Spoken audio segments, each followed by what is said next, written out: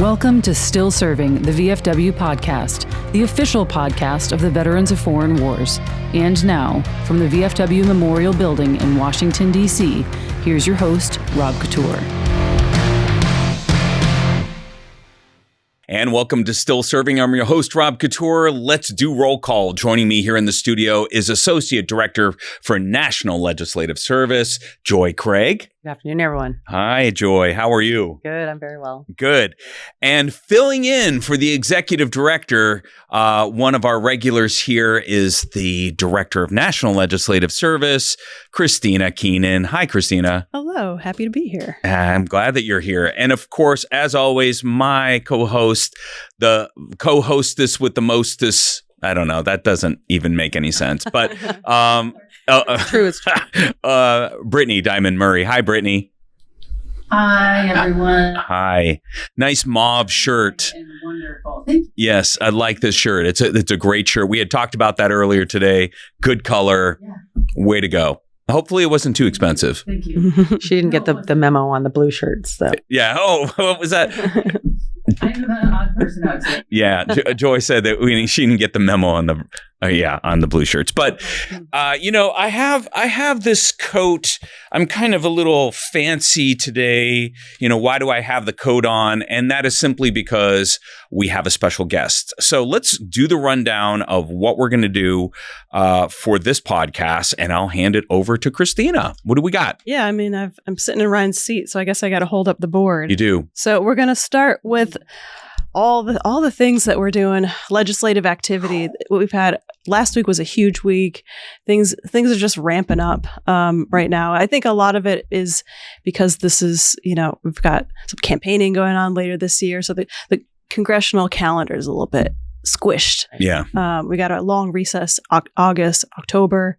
So a lot is happening right now. So we're going to cover legislative activity, and then our special guest is Congressman Chris Deluzio, and then we'll get into good of the order. All right, and we'll get into the good of the order. Thank you for that. Yes, so we do have Representative Deluzio who's going to be showing up here, Navy vet, very good. But I was like, should I wear the tie? Should I wear the jacket? And we'll see. Maybe I can convince him to take the jacket off. Probably not. We'll see how that goes.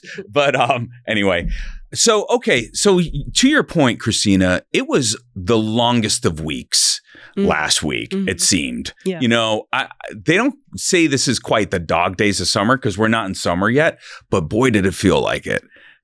Like from Monday to Friday, it was jam-packed. Yeah, rally, press conference, bill activity. We had people coming in, flying in to help support some of our efforts. So I guess we just jump in. So popular topic. A lot of people know about the Camp Lejeune water contamination. If any of you, are very familiar with the PACT Act, there was a provision in there to provide relief for veterans who served at Camp Lejeune during a certain period of time. And they've yet to really see much relief, unfortunately. So there's a bill that the VFW supports, and a lot of Marines and their family members kind of gathered in Washington, D.C. last week to promote a piece of legislation to specify even more what Congress is supposed to do. So right. Unfortunately, the interpretation of the PACT Act has been sort of loosely implemented, and very few service members have gotten relief from that legislation on that Camp Lejeune water contamination. It's really unfortunate. You and I were both there, and Jason Johns, our legislative the chairman of our legislative committee, he was giving this factoid that was there about how from the time that got passed till now, it's like 10% of the people who had claims in have passed away. Yeah, and that's so sad. Hasn't been answered yet. Correct. Yeah, I mean that's as he's reported the data. And, so we're not talking about VA claims. VA has actually been really good about providing disability compensation when there's evidence of that exposure and serious conditions related to water contamination exposure. So we see a lot of veterans that have their VA compensation, but then when they try to do the lawsuit route, which is what was opened up in the PACT Act, everything is stalled. And so, now it's been 4 years. And so there is a bill. And so I'll just give the title and the bill number. So it's HR 4145, the Ensuring Justice for Camp Lejeune Victims Act. And we even had our general counsel here in DC, John Muckelbauer, tell a very personal story of how his brother had been exposed and passed away from cancer related to that contamination. So it's a continuation of our fight related to toxic exposure. The PACT Act did a lot, but we're seeing that there's some loopholes, and we want to make sure veterans are taken care of.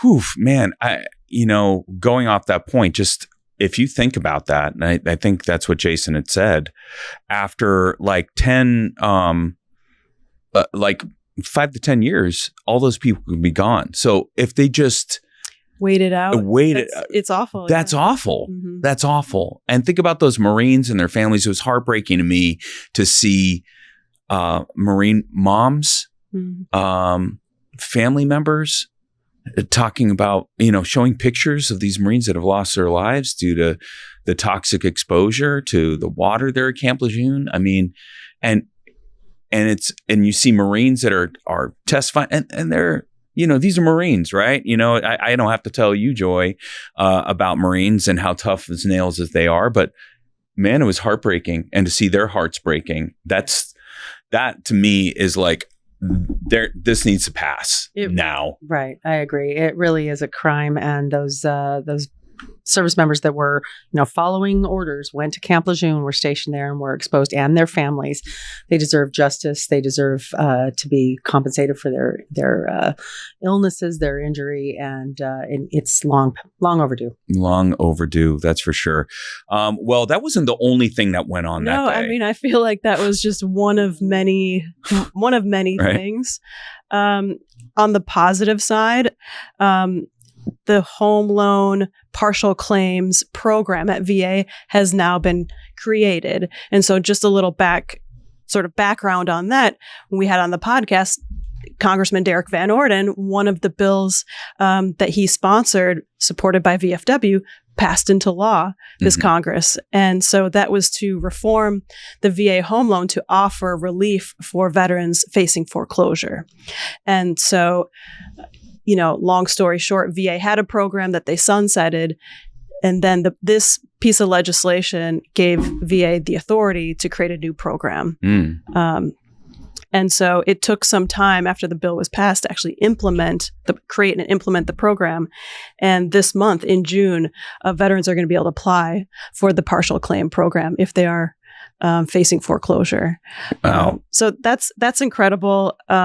So the bill for that was the Home Loan Program Reform Act.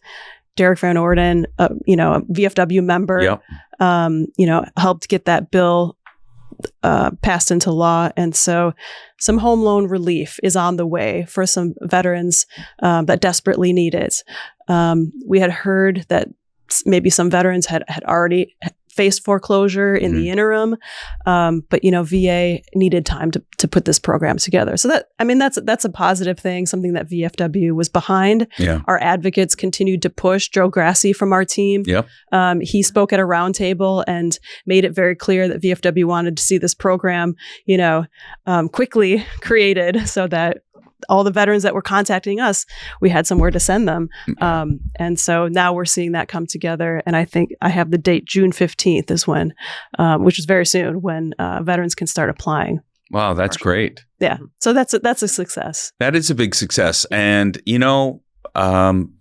that's something we as VFW members need to tell our communities. Like look, our advocacy efforts, they bring results. And yeah, some of them it takes a long time, right? So it takes a long time. Longer than we'd like, honestly. Yes. Yeah. That's the nature of things. We're doing our part, and that's the best we can do.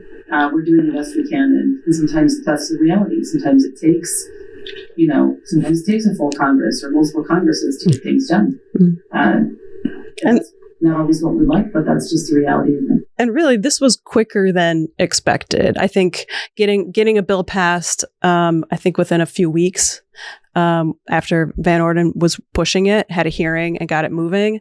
And then it took several months to get the program up and running. But for a large administration like the VA, I think this was probably quicker than we've seen other changes implemented. Yeah. So it's a win. It's a good thing. I think it's a good news story all the way around because not only did we champion it, but a VFW member introduced that legislation into Congress. Yep. And it passed into law. Yeah. That's pretty awesome. It is. For it's great. How many other organizations can say that? Right. I don't know. Right. But veteran service organizations out there, Exactly. But that's pretty awesome. So yeah, I'm sorry. We got to take the wins when we can, right? Van Orden's been a really big advocate as a veteran, as a member of Congress, and as a VFW member. Yeah, that's absolutely right. It's really awesome. And that's why we honored him with our congressional award recently. So it was last year now. Yeah, it was last year. And then having him on the podcast and, somebody who's down to earth. And then he goes and saves that kid, in that car accident. How could you not like this guy? I mean, it's pretty awesome. And he was a Navy SEAL. It's like, wow. All right. Well, some people are just still serving to a capacity that, most of us only can aspire to. Let's see. So we had that going on. And then, we've had some things with the Major Richard Starr Act that have transpired. Yeah. We had that discharge petition that came out. Yeah, we spoke about that on the last podcast. And it did, it was filed and members of the House have signed on to it. Mm-hmm. Last week, Joy participated in a press conference with other veteran groups, because we want to see the bill move forward. Right.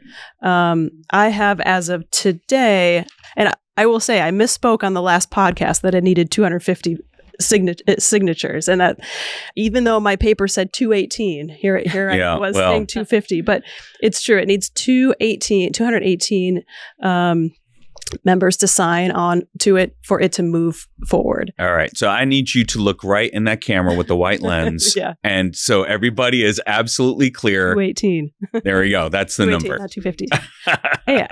Sometimes, I can misspeak once in a while. But, it's rare, but I'm willing to correct the record. Nice one, Kristina. All right. Correcting the record. All right. Good for you. But so as of today, I'm told that there are 206 members that have signed onto it, including one Republican. The bill itself is incredibly bipartisan.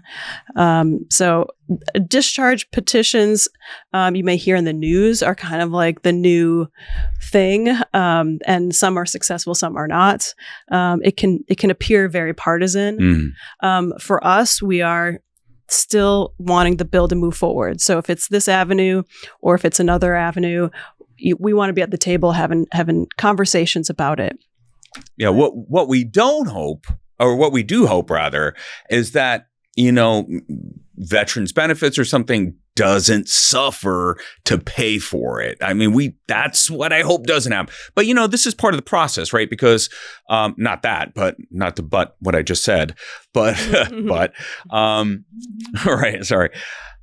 Yeah. When it goes and passes in the House, it goes to the Senate. And we've seen this many times before. And they may put their own amendments on there. Yeah. And then it has to get passed. And then it has to get passed there in the Senate. And then goes back to the House to get reapproved. So it could, do this. We could be watching a tennis match here for a little while. It's called negotiations. It's called negotiations, yes, someone who was a staffer. I think what we've seen with the discharge petition is that it's brought all sides to the table. So all four corners. So the House, both parties in the House, and in the Senate. So you got both chambers, both parties. All sides are talking about the Major Richard Starr Act. that's a good thing. Yeah. That's more, there's more discussion happening now than we've seen the last 4 years Right. on this bill. So that's positive. But now Congress is trying to figure out how to pay for it.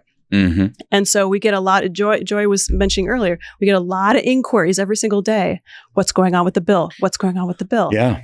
And so we're having good faith conversations with committee staff, Veterans Affairs, Armed Services, very positive. However, the way to pay for it, it's very challenging to see proposals that may cut veteran benefits. And that's a hard line for the VFW. We have a VFW resolution passed at the National Convention that we will not allow for any reduction of veteran benefits. That's right. So that comes from our members. Our members have given us those marching orders. And so if we understand that there's frustration that the bill hasn't passed and that we're still in discussions, I think it's good that VFW is part of discussions. But we're holding strong that we've got to be responsible, but at the same time protect the veteran benefits that we've earned. Now, Joy, how was that press conference? You were in it there in the back. I'm sorry I wasn't there, but we had like competing press conferences. Yeah, there's a lot going on that afternoon for sure. No, it was a great press conference. It was over on the House Triangle side. It was sweltering. Yeah, it was one of those 90-degree days out there. It was really warm, but the community showed up for this conference. Ranking Member Takano was there. Representative Raul Ruiz. Oh yeah, and Representative Pappas came and spoke. I didn't speak mainly due to the last minute nature of our notification, but a lot of organizations did speak. Major Richard Starr's brother David spoke, gave firsthand account of his brother's fight, how he's continuing this work in his brother's name. It was really touching. It was really moving. Wow. There. And it was, it's a goodwill to put this word out there to keep the press on, and I do appreciate the press conference happening. Yeah. Well, it's good. Thank you for representing us. I mean, you had that blue cap out there, the auxiliary cap. Mm-hmm. So proud auxiliary. Yeah, that's it. I really appreciate that being part of our team. That we're able to fight in two theaters, so to speak. You know what I mean? We can be in two places at once, and that's, it's not like you have a big team, Kristina, but being that we don't even have our building, we're kind of like in this temp space. We got to operate the way we can. Every once in a while, there's multiple events all on the same day. Yeah. Ryan and I also went to the White House that afternoon at the same time as this press conference. Oh man. We were there to meet with our liaison to the White House to talk about VFW's priority goals and to discuss, what they're working on and to try to, see how we can work together to get things done for veterans. And so those are important conversations to have and to keep those lines of communication open. And they welcomed us to let them know, give them feedback on pending legislation, whether we had strong views for or against, to give them a heads up. So love that they invite us to have that dialogue. And so meetings like that are incredibly important. I mean, look, it's been, it's like when the administration took over, it was kind of slow rolled. We weren't exactly, walking right in the door, say, hey, let's sit down and have a meeting. That didn't happen right off the bat. But I like to see the persistence that our organization does and continuing to just, hey, we'd like to meet with you. We'd like to meet with you. And then they realize, the VFW's voice is out there. All right, VFW, come and talk. So hopefully that gesture of goodwill continues as we continue to do things on behalf of veterans, right? Yep. But when we talk about the White House, when we talk about the administration, I'd be remiss if we didn't talk about the NDAA because that really sets the tone for what we're doing. I mean, as we know, we're in a current conflict in Iran. We have service members in harm's way. Even today, there was 2 service members that I heard they were rescued by a drone boat. Yeah, this is the craziest. The Apache crew. Exactly, Brittany. It was the first ever drone boat rescue. Incredible things happen. Yeah, right now. Incredible, right? That we wouldn't have seen when we were in the military. Never. But you know what's so funny too? I saw this article probably yesterday that they're keeping the A-10 around till 2030. Wow. Okay. Well, all right. As an Army guy, boy, did I love that A-10 sound of the bird. My head that was exploding. I know. I hadn't heard that. Yes. Well, because it's proved its worth yet again. The most industrious aircraft of the American military, since aviation began, they do all the things, but they're also so old. Held together. Brittany and I know we've had this conversation. These things are held together. I jokingly say, with baling wire, JB Weld, and duct tape. Yeah. They're old legacy aircraft. Sure. And speaking of the NDAA, the right to repair and having access to these parts. A lot of time with the A-10.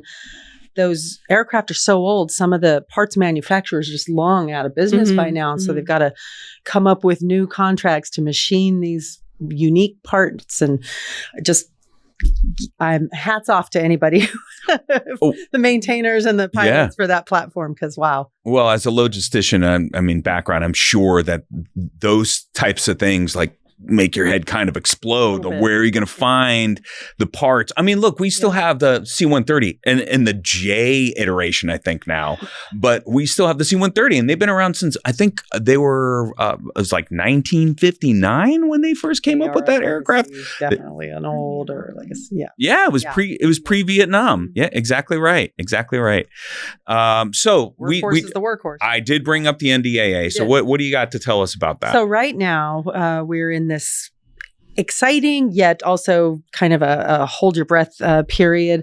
So the National Defense Authorization Act, for folks who need just a quick 101, it is a upwards between 1,000 and 2,000 page bill when it's finally released. It is the authorization for the Pentagon to carry out its work. The DoD or the Defense Department and the Department of Energy has some provisions in the NDAA as well. But last week, the House had their first draft and they marked it all up. So now it's ready to be conferenced with the Senate version. The Senate is actually marking their version up this week, today as we speak. And by Friday, we should have it all wrapped up.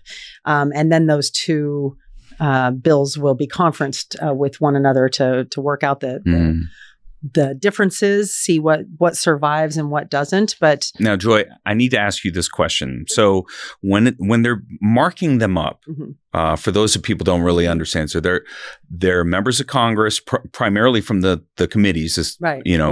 Only the committees, the HASC and the SASC. They're marking things up particularly that favor their district or where the state they represent, the industries that might be where they are. Is that always the case? Or are we just thinking it's unscrupulous and that's what's going on? Well, no, it's partially true. They do need to, this is a vessel for them to deliver to their constituents, to the business interests in their district or their state. But it also, they look at the national security, the broader global and national security implications of these provisions.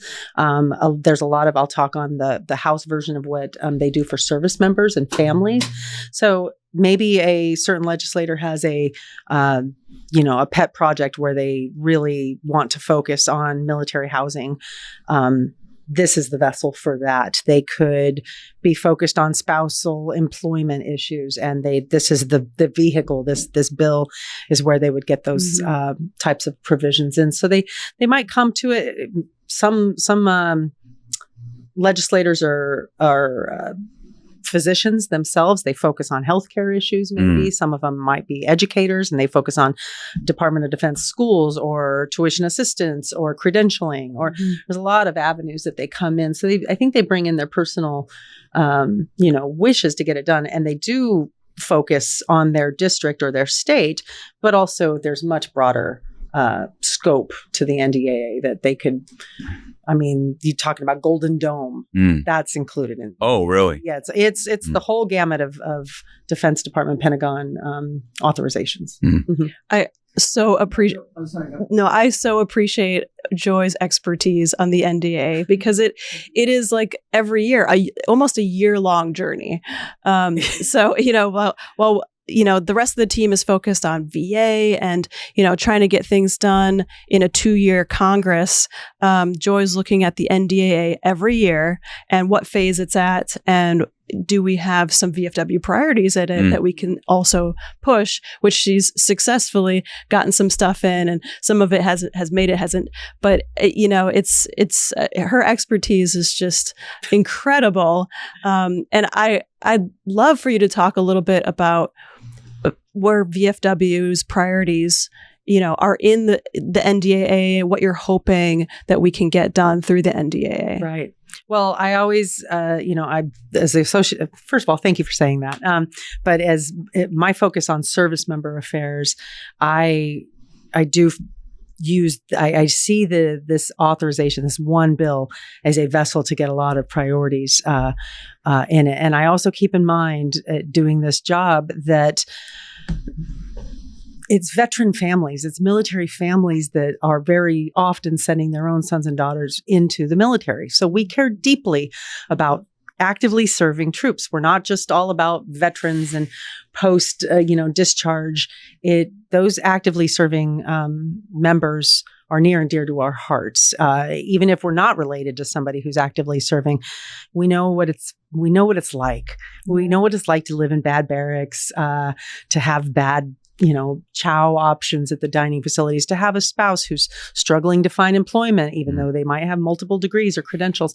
It is frustrating. And so it's important to me, it's important to the VFW, and it's important to our members that we kind of keep the press on Congress to do right by those who are actively serving. So some of the priorities that we focus on always is making sure that pay is commensurate with the civilian population. Absolutely. I'm happy to share that at least the House version, I haven't been able to see the Senate version yet, unfortunately, but because they don't make it public. But this version has a 7% pay raise for E5 and below. That's building off of the 15% that has been over the past couple of years here.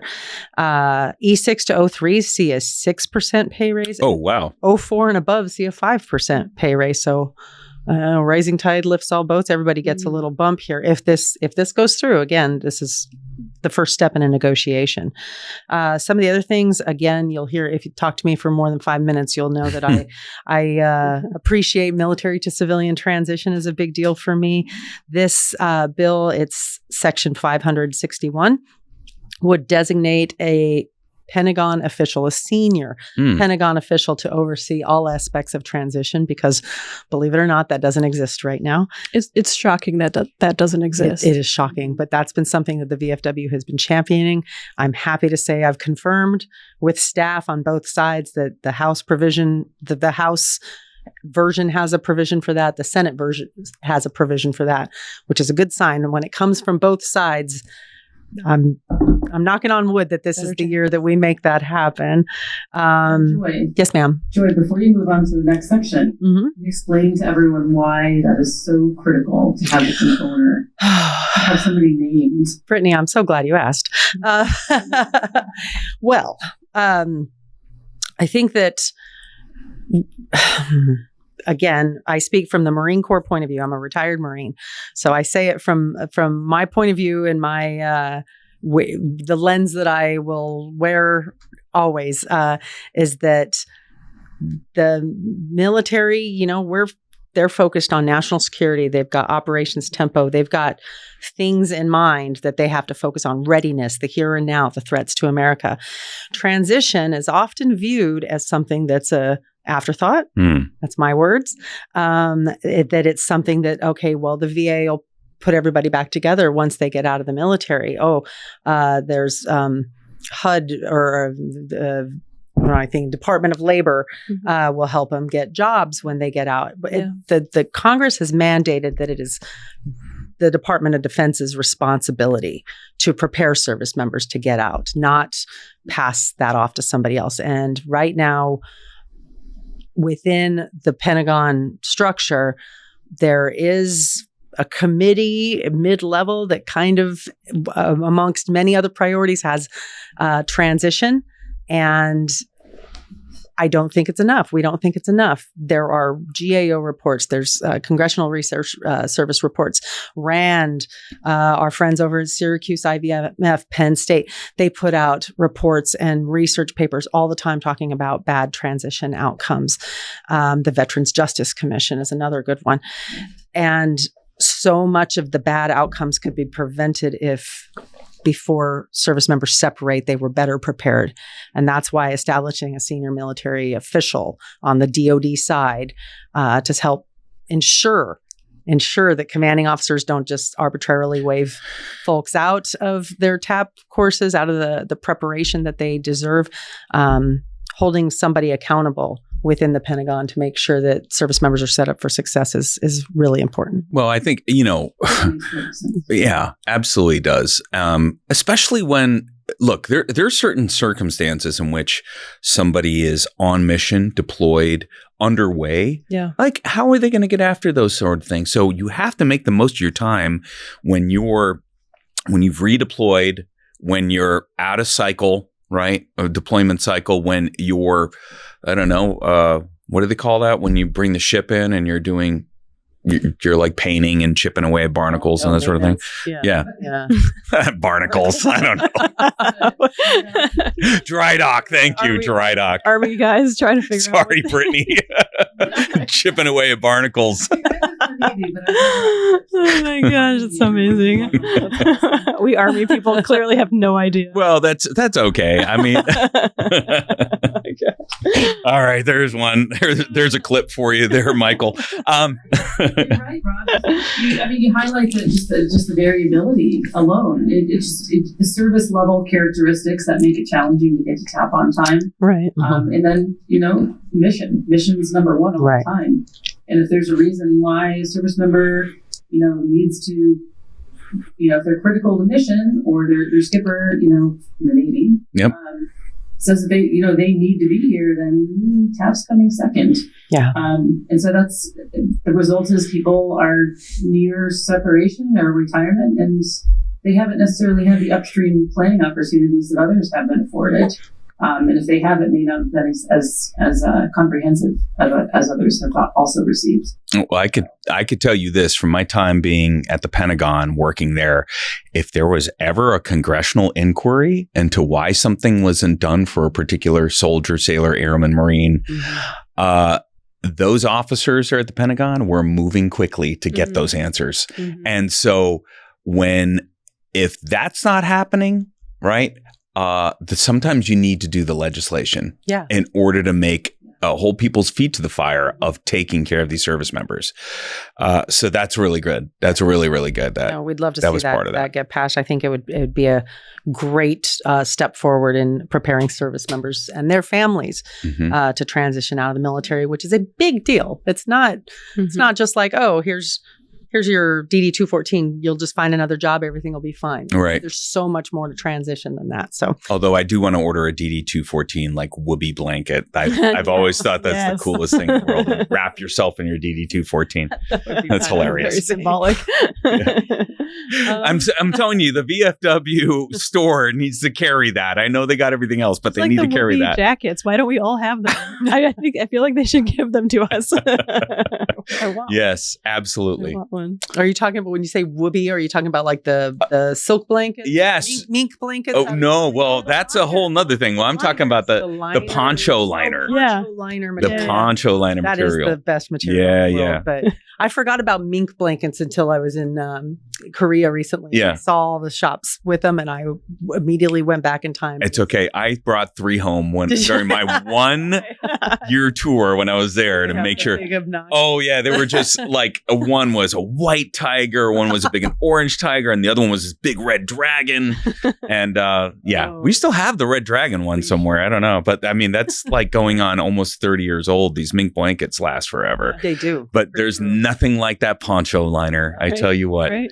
All right. So what else do we have from this NDAA? A couple other things worth noting is that there's a basic needs allowance, which unfortunately some service members have to apply for, which is an extra little bit of money to take care of, to meet those, to cover those gaps when you can't afford things like groceries and whatnot. And that your BAH, your housing allowance, was being taken into account for the calculations.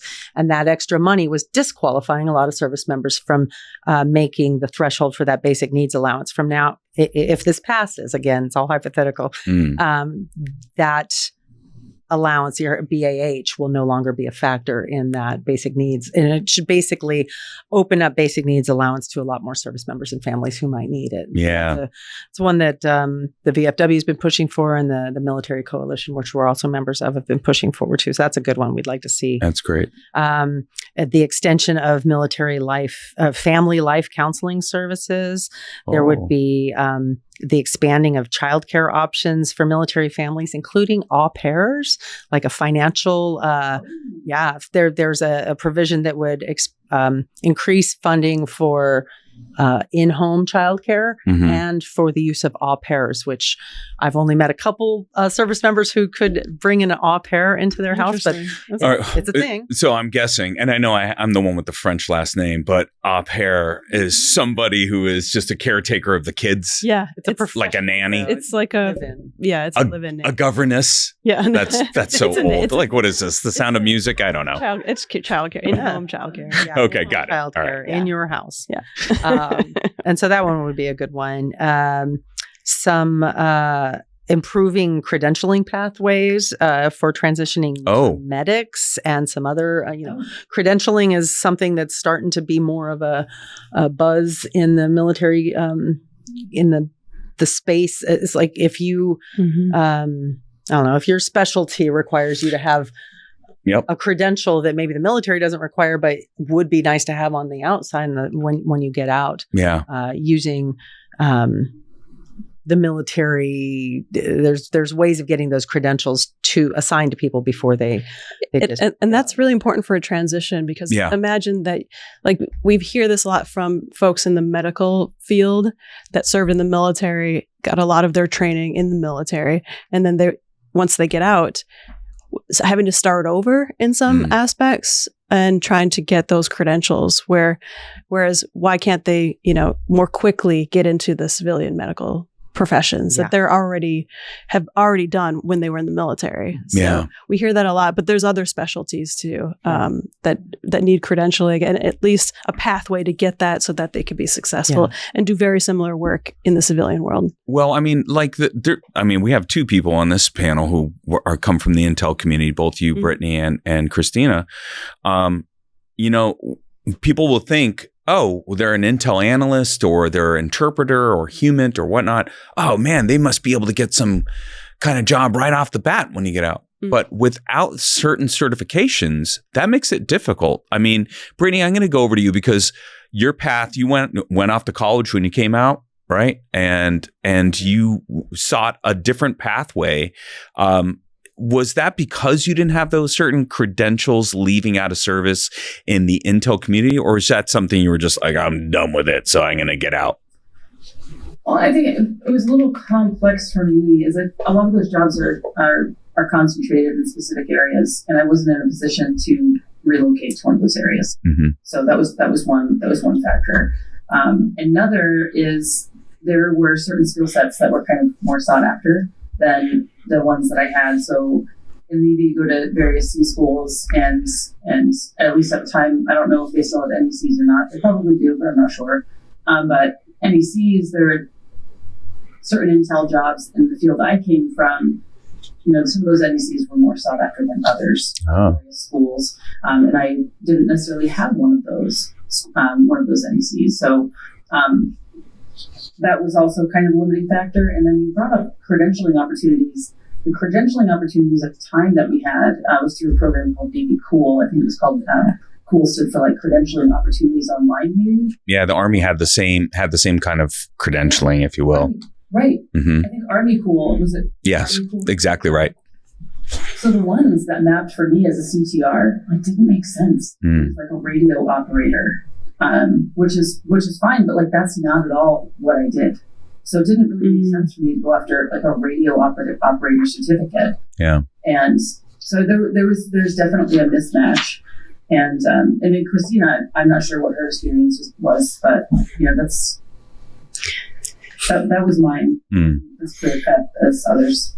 I mean, I didn't try to go into an intel field, so I'm not the best example. But we hear in it could be even technical fields like electricians, or mechanics or things like that, where you still need some certification, and they just don't hold that. And so, how do we facilitate folks with some real technical expertise that they've gained in the military to find employment as civilians, and try to streamline that either while they're still in or as they're getting out. Yeah, a retired sergeant major friend of mine, who's now a professor over at Syracuse, but when she was still in and we were at the Pentagon, she's like, hey, I'm doing this whole APR plus M, right? That's accredited public relations accreditation.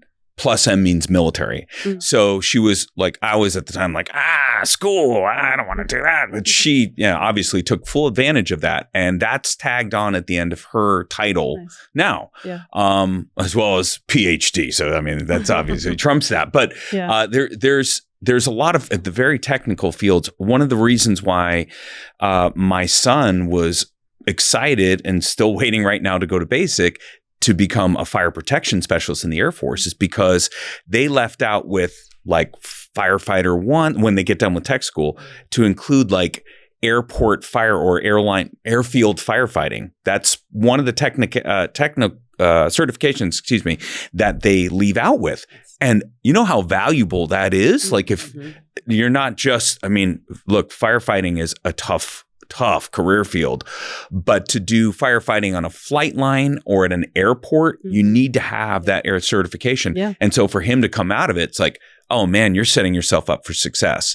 And I think a lot of people when they join the military were thinking the same thing. Like, oh, well, I'm going to be a medic, so I can leave out and be EMT technician, or that's kind of like CAC card, right?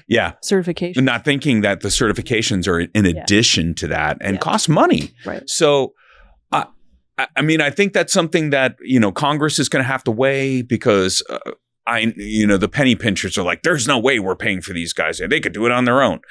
And I'm glad to see we're coming back around to that because it makes military service that much more appealing to be able to do it and and we're capitalizing on the taxpayer dollars that were invested in each one of us, right? So that's exactly right. It's so true, Rob. So much money seems to be just like kind of thrown into the wind, if you will. The skills, the amount of money that are spent on service members.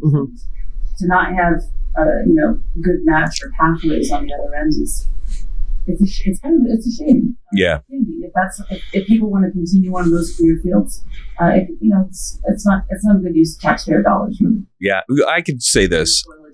When you boil it down to that, I could say this: the majority of people in the military, they know how to do like buddy aid. So taxpayer dollars at the very least, veterans can help out their fellow citizens in case of an emergency. Let's hope that everybody still feels that same kind of compassion for others when they do get out. But it's a skill set that, that not a lot of people have unless you go into being a first responder or, in one of those career fields or in the medical field or, in the military. So I'm sorry, but I digress. Back to you, Joe. I love this conversation. I think this has sort of shown how invested we are into service members, their quality of life. The NDAA, as Joy said, is sort of the vehicle for a lot of this, which is completely separate than other legislative goals that we've had. And I know know our agenda has been very legislative focused, but you've got the VFW's legislative director here. So like, it's just been a very busy last few weeks. And, it has. And just last few days. Yeah. And so, I know we kind of laid on the audience a lot of legislation from Camp Lejeune and home loans and STAR Act and the NDAA, but we're living and breathing this every day. So we get, we can talk for hours on it, I'm sure.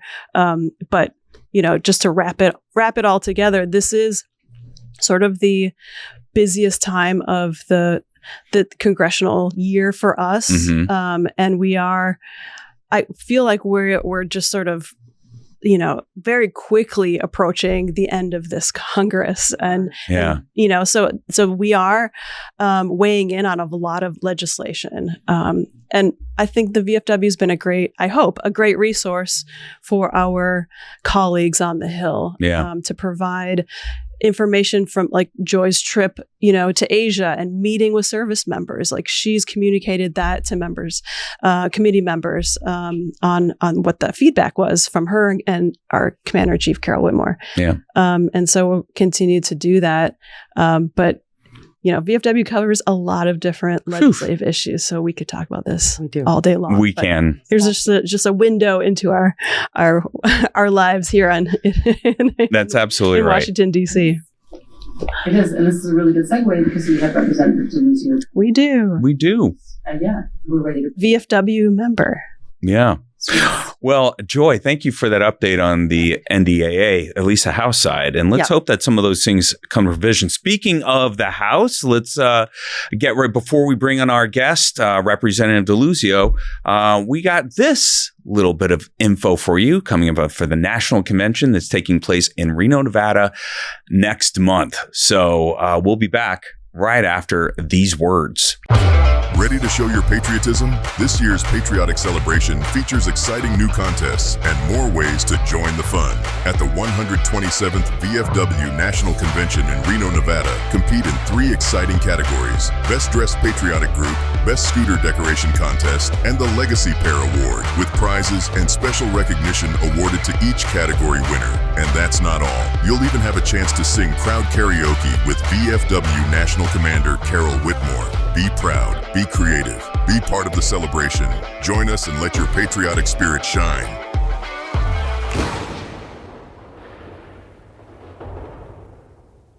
And welcome back. So like we said, we have a special guest here in the podcast studio. Joining us from, right down the street, actually, is Representative Chris Deluzio, who represents the 17th District there in Pennsylvania, Pittsburgh area, correct, sir? That's right. All right. Well, thank you for joining us here on the podcast. And, I know that you had there's a few votes going on, but this is the nature of how things go on Capitol Hill. So first of all, thank you for being on the podcast.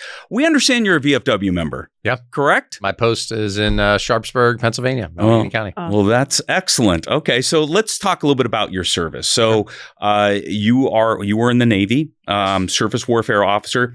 Talk about what inspired you to join the Navy and go on and serve your country. So I'm 41. Okay, whatever age that makes me in the world. I was a senior in high school when the 9/11 attacks happened. So a lot of, my generation, pretty big moment in our lives. Certainly, I was pursuing the Naval Academy and seeing 9/11 happened. I was going to go if I got in, and I got in not long after the 9/11 attacks. And don't regret for a second having gone. I loved my time, not just in Annapolis, but in uniform, getting to lead sailors and soldiers. I spent one of my tours with an Army unit as a Navy guy, which was fun. So my service took me all over the world. I was a SWO, a surface officer, as you said, deployed at sea a couple times and got to do what we called then, I think they still use the term individual augmentation. Yeah, sure. So I was an IA with an Army unit in Iraq and rounded out my time in service after that. So what did you do when you were there? Was that a provincial reconstruction? No, it was a civil affairs unit. Okay. So we were, in Iraq, and I think a few of us, maybe 3 Navy folks in an Army unit. Wow. They tortured us, but lovingly so. Talk about joint. It was very much so. It was very joint. Yeah. So when did you leave service and then decide, you know what, I want to continue to serve my country just in a different capacity? I had 5 years of service. I owed as a Naval Academy graduate, and I did a little more than that, but not much. And, was proud of my time in uniform. Not sure what public service would look like throughout my life or career, but something that was pretty central to who I was and who I still am.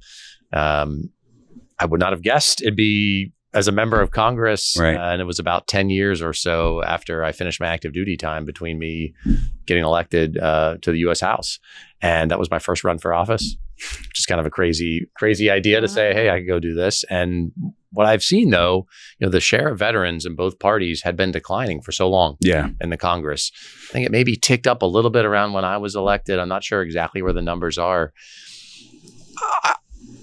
Look, there are both Democrats and Republicans who come from military service. We're not going to agree on everything, but I do think you start from a place of, hey, I know what it was like to be in a unit where the mission came first.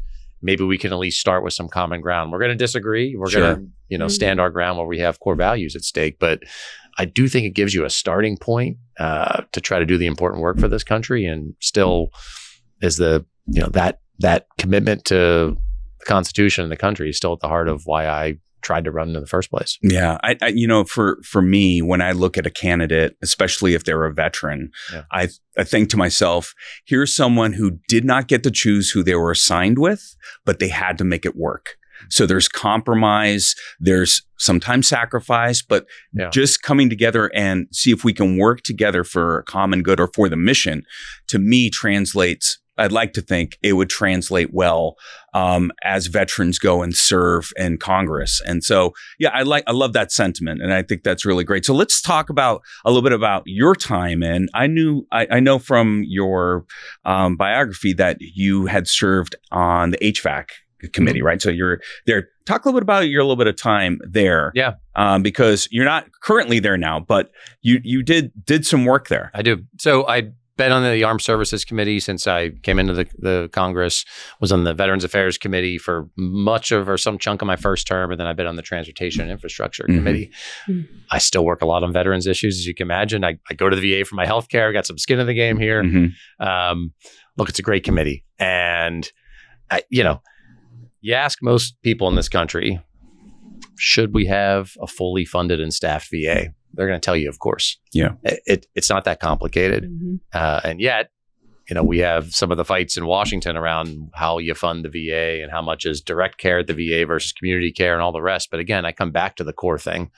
Veterans earn this care. You earn these benefits, sometimes at great personal cost. Right. And I think it's a sacred obligation our country has to meet that. And again, the American people agree with me about that. Yeah. I tend to agree with you as well in that aspect. Joy. We were discussing earlier that the National Defense Authorization Act was marked up by the House last week. The Senate is doing their markup process this week.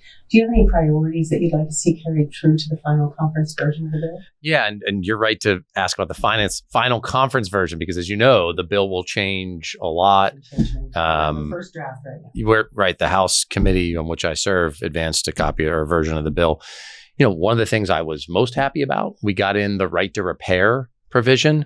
For folks who maybe don't know what that is, and you might probably remember from your time in service, you want to be able to fix your own stuff and your own gear. And so often, because the way contracts are written, and our commanders come and tell us all the time, get us the right to repair. It is affecting readiness. We can be more efficient with public money. So we got some language in the House version about right to repair.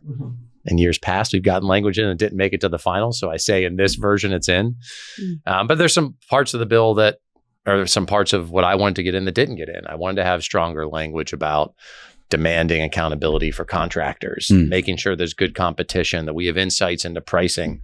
Again, I want the best deal for our troops and the best deal for the public. So we'll see what the final version of this looks like.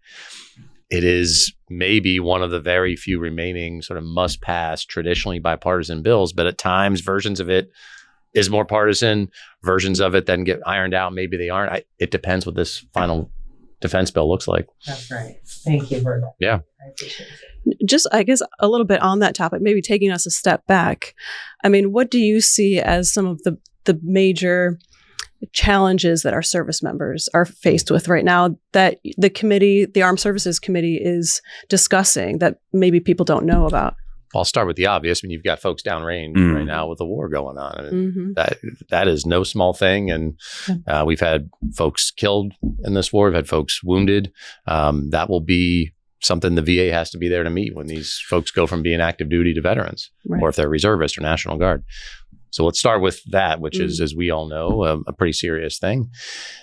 We also have the everyday concerns about quality of life for our troops. It could be housing, it could be pay.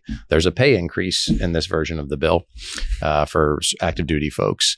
We've had lots of, over the years, feedback to the Congress from military families around things like childcare. Even you care about retention and recruitment.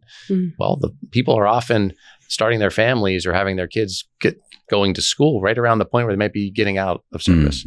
So those are the ordinary, mundane things that actually have a lot to say about whether we care about military families, and we should, and frankly, whether our military is going to be one where folks can build a career and stay and serve. Are things changing? Do you see positive change that's occurring on these issues? Sometimes. Where's the sometimes. Is there progress? Yeah, two of my colleagues, both veterans actually, Chrissy Houlihan of Pennsylvania, Don Bacon of Nebraska, had led a task force looking at readiness, but really personnel issues about what facilities are like on base, what services military families, especially military families, spouses are both in, what can make their service continue to meet the needs they've got as a family, a whole host of recommendations. The Congress has acted on some of them, but not all of them. I thought it was really important they put that together and continue to press on those issues. Because again, people, the basic stuff around your family and meeting your obligations outside the ship or the base or whatever else might affect whether you can serve. Are there discussions about spouses? Yes. We hear that a lot, that spouses are underemployed or unemployed, and that can affect military families. Absolutely. It's part of that. And look, as the service member has to move every few years often, you're absolutely right. Spouses have been too often overlooked. And so typically are, shouldering family care burdens. Maybe it's children, maybe it's an aging parent, or both, while struggling to try to find work when you're being asked to move all over the country. It's got to be hard, if not impossible. And so it is a part of that work. If someone came in here and told you that the Congress has fixed that, they'd be lying to you, because we haven't done enough. Again, and this is about thinking big picture. Well, yeah, you got to take care of our troops and take care of a service member, but they're more than just, oftentimes it's a family, a spouse, kids, parents. There's a lot they take on that you've got to meet if you want to keep them ready to fight. Absolutely. So my question is this to you, because I transitioned out of the military in 2020. Okay. Probably the hardest time to ever transition, because in the middle of COVID and nobody was answering the phone. And so I had to do all that. And people have heard me cry about that for a long time. But as we look at it now, and we are looking at troops that are transitioning out, where do we find that balance between readiness and transition? Because as an officer, I know the mission was important to you, but you got to let your sailors get ready to go to the next chapter of life. So what's your take on that? There's obvious tension. I sat for a while on Armed Services Committee and Veterans Affairs Committee. The VA side, we of course want the best possible transition. And the commanders would often say, well, I can't lose my personnel for so long. And so I would see both sides pulling. One of the things that I very much tried to be productive on is you leave service, you often have skills that are translatable and marketable on the outside if you're getting out.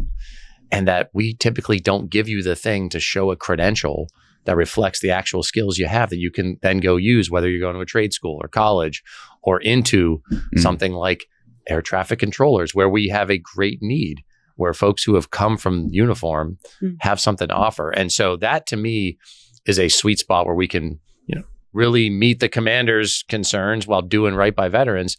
Let's make sure there are real programs where if someone leaves, they have credentials they can then take that are respected and reflected in their records that they can use on the outside. Like, that seems to be an obvious place we can do more. Yeah. I think, sometimes people's military careers are cut short, especially we're in a time now where we're in conflict.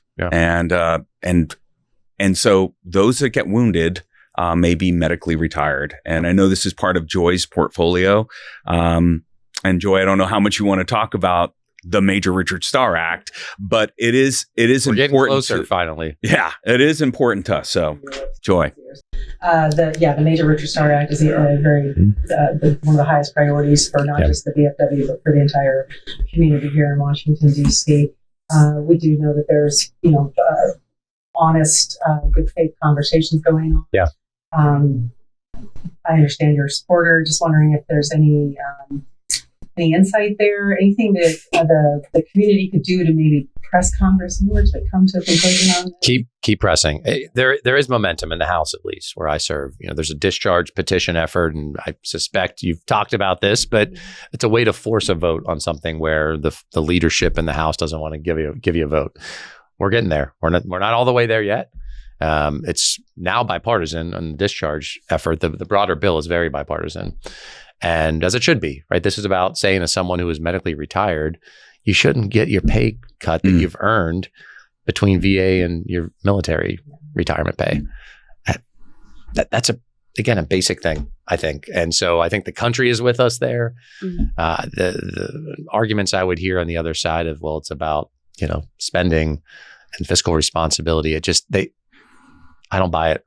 There are plenty of things our government does that are not about fiscal responsibility, and someone who's been medically retired, wounded in service, perhaps, should not be the ones who should bear that. Right. And it's kind of, when there's a will, there's a way. Yeah. We like that very much, that there is this momentum creating, right? We're building up in Washington, D.C. right now. We'd like to see this cross the finish line. Me too. And, I think that there's a tie there to something you said just briefly about recruiting and retention, and what the benefits that veterans and service members receive after their service or due to their service has an impact on recruiting and retention and the goodwill out there in the community. And this is just another step that would help solidify that. But you briefly talked about transition. We talked about getting out of the military. Sometimes when service members have good transitions out, it has positive ripple effects in the community. They talk to their community about, joining the military. Yeah. On the flip side of that coin, a negative transition can sometimes have the adverse effect. There's a provision in the House in both versions of the NDAA, I believe. Section 561 of the House bill would designate a senior official for military to civilian transition in the DoD. Do you think that would be a good thing to see cross finish line? Sure. And look, I come back to this basic tension that we should, frankly, be doing more to tell commanders if folks are on their way out and they're going to be transitioning, you've got to support that. It's been more than a decade since I left active duty, but I remember the pressure on my sailors that, that there were things they had to do, TAP class and the rest. And they would feel pressure to just check the box. And it's like, no, you got to go do that. Like, this is your life. You've given the country something. Thank you. You've got to get this transition right, because you're going to be looking for something else to do really quickly. And so I think there's a responsibility on commanders. And I get it. They're still active duty. They've got to do the job. But we in the Congress should be doing more. And that's an example of something we could do. Yeah. Well, we don't want to take up all your time. Obviously, there's votes and things going on, but we do thank you for coming into the studio today. Before we let you go, Representative Deluzio, was there anything that you wanted to add? Well, number one, thanks to the VFW for what you do. I again, with Americans in harm's way, those will be veterans who will be navigating life after service that will come at great cost to many of them, and they need VSOs fighting for them. I have one last question. Yeah, please. Yeah. Since you're a user of VA, and there's always, we're always trying to improve VA, but what positive things have you gotten from being a user of VA, whether it's benefits or healthcare? Because I think I also am a full user of VA healthcare. They do a great job. I'll be candid. I mean, I want to push them to do the best job they possibly can. But I like the healthcare that I see in VA in Pittsburgh. I'm never afraid to point out when they don't live up to the standard, but I compare the veteran-specific care and the training that they do to what is out in town. And especially if you're living near a VA medical center, I've got in my district, the Hines campus, I've got just across the river in the city of Pittsburgh, the big University Drive. I've got a clinic in Beaver County. My part of the world in southwestern Pennsylvania, we've got pretty good VA facilities. I'm going to always push them to be better, but the coordination of care is something that the outside care doesn't have the same way. To me, comes back to we should fully fund and staff the VA. Mm-hmm. I get it if you're, there's something, you're far away from facilities, a different calculation, but we should be investing more in the VA care, if you ask me. That's awesome. Yeah, that's excellent. And, definitely VA care and the care for our veterans is something we can all get together on, right? Absolutely. I hope so. Absolutely. So anyway, Representative Chris Deluzio from the 17th District of Pennsylvania, thank you for joining us here on the podcast. And we'll be back in just a moment with the good of the order right after this. What does a life after service look like? Kicking back? Taking it easy? We believe it looks a little different. It looks like leading for all veterans, helping shape policies to make certain they get the benefits they've earned, and ensuring every veteran's voice is heard. It looks like advancing to meet today's veterans where they are, lifting them up, and strengthening the bond that unites us. It looks like rolling up our sleeves, serving those in need, and cleaning up our communities to make them better for everyone. Because a veteran's mission never truly ends, and neither does ours. The VFW, still leading, still advancing, still serving. Get involved at stillserving.org. And welcome back to Still Serving. That was a great segment, everyone. I tell you what, having a VFW member in Congress just says a whole bunch about what we can do. And I'm just happy that he's there. You know what I mean? Just like Derek Van Orden, when we have these members of Congress that can push bills on behalf of veterans and really show what it looks like as a veteran that you can compromise and come together for a great cause. So. And speak directly to their experience using VA benefits, like the things that we're advocating for every day. These members of Congress can speak to it. It's just very rare. Yeah, actually, they have their own medical insurance, don't they, in Congress? Yeah. Yeah. Do. So. Yeah. Right. Do, and the fact that he still uses VA healthcare, that's awesome. Mm-hmm. Anyway. Yeah. That's my thought. Remembers where he came from. Yeah, he remembers where he came from. That's really good. So, hey, before we wrap it up and get to the good of the order, Brittany, you had this initiative, and I want to hand it over to you because it's a way for our audience to engage with us. So can you tell us a little bit about this thing? Yes, it is, Rob. I'm super excited to announce the launch of something called vfw.org/ask the VFW. So let me just flip on over. So this is our new website. As I said, vfw.org/ask the VFW. And so what this is this is a place that our listeners, or anyone for that matter, can come to ask us questions directly. So on our website, you'll get there, and there's a very super short survey just so we know who's asking questions. So, for instance, I would check that I'm a veteran and a VFW member when I get to the website. And then, yes, I do listen to the VFW podcast. And so it's going to take me through 3 screens. It's going to want to, just so we know where our listeners are coming from. So, for instance, I listen to it on YouTube. And then when you get to the last screen, we're just going to ask that you kind of bucket your questions. So you know roughly what category your question is in. So, we cover so much on our podcast, and, we can talk a lot amongst ourselves, but we really want to know what our listeners are interested in. So, so that we can start incorporating some of those materials. So this is where you can do that. Choose a category roughly of what your question falls under, and then go ahead and drop your question in the last box and then hit submit. They'll come directly to us, and then stay tuned, and hopefully we will be able to get your question answered by one of our subject matter experts. Well, that's awesome. I'm excited about it. Well, thank you for that. And again, the website is, what is it again? One more time? VFW.org/ask .org/ask the VFW. Ask the VFW. Well, that's a great site and a great resource out there. I think for us, as we say in the military, the bottom-up refinement, right? To help us make this product better for everybody out there. So here we are. We're at the good of the order, and this is the topic of discussion for the good of the order. I'm going to we have our national convention this year in Reno, Nevada. It's going to be at the end of July. Correct. So what is everybody's thing that you're going to do when you're in Reno? Because for me, it'll be my first time ever going to Reno. So I'm going to go to Kristina. Kristina, what do you plan on doing when you go there? It will be my first time as well.